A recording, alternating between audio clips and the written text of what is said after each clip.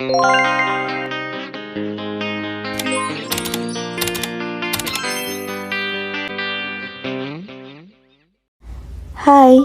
Assalamualaikum warahmatullahi wabarakatuh. Kembali lagi dengan saya Najma dari Audit. Di video kali ini, saya akan membahas tentang tindakan preventif atau tindakan pencegahan berdasarkan ISO 9001. Tindakan preventif adalah tindakan untuk menghilangkan penyebab ketidaksesuaian yang potensial atau situasi potensial lain yang tidak dikehendaki.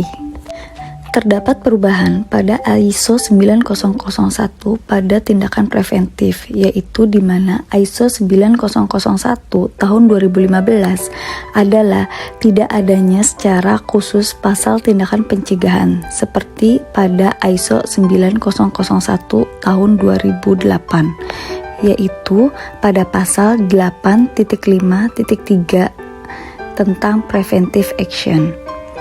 Namun demikian, bukan berarti pada ISO 9001 tahun 2015 tidak perlu adanya tindakan pencegahan. Memang tidak ada secara khusus pasal terkait dengan tindakan pencegahan pada ISO 9001 tahun 2015. Tetapi, justru pondasi sistem manajemen mutu ISO 9001 2015 dibuat berdasarkan risk-based thinking.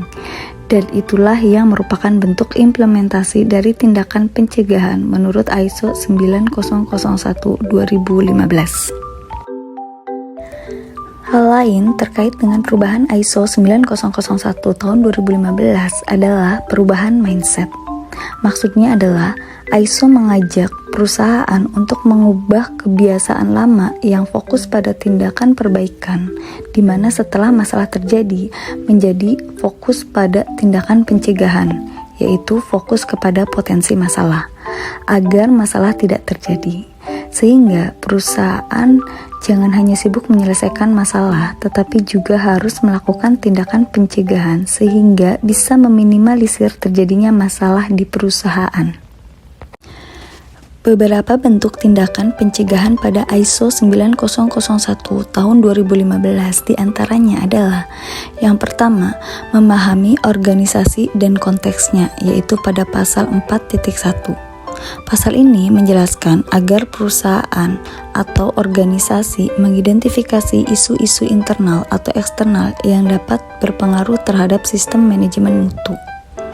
Yang kedua, memahami kebutuhan dari pihak-pihak yang berkepentingan. Pasal 4.2. Pasal ini menjelaskan agar perusahaan atau organisasi memahami siapa saja pihak-pihak yang berkepentingan yang relevan dengan sistem manajemen mutu serta persyaratan dari pihak yang berkepentingan tersebut. Yang ketiga, menetapkan tindakan untuk mengatasi risiko dan peluang. Pasal 6.1.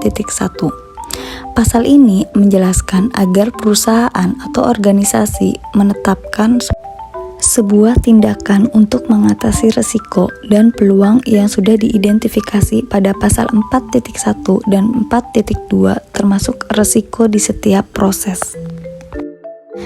Tindakan perbaikan dan pencegahan merupakan dua prosedur dari 6 prosedur wajib yang harus didokumentasikan dalam ISO 9001.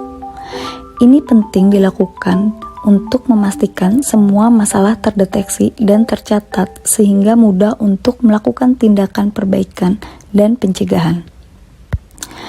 Dalam membuat prosedur tindakan perbaikan, setidaknya harus membuat poin-poin berikut ini. Yang pertama, bagaimana kita mengidentifikasi masalah. Yang kedua, di mana dan bagaimana kita membuat catatannya. Yang ketiga, bagaimana cara investigasi kasus dan dilakukan oleh siapa. Yang keempat, memutuskan tindakan apa yang diambil. Yang kelima, bagaimana merekam tindakan yang diambil. Yang keenam, menilai solusi efektif dan mendokumentasikan semua tindakan preventif. Yang ketujuh, kapan dan siapa yang bisa menutupi masalah. Adapun tindakan pencegahan, kita bisa identifikasi peluang perbaikan melalui beberapa cara berikut ini. Yang pertama, melalui proses tinjauan manajemen. Yang kedua, memonitor proses atau performance. Yang ketiga, menganalisa data garansi dan feedback pelanggan. Yang keempat, menganalisa proses. Yang kelima, mencari akar masalah untuk tindakan perbaikan. Yang keenam, penilaian risiko. Yang ketujuh, saran karyawan untuk perbaikan. Yang kedelapan, jadwalkan proses perbaikan.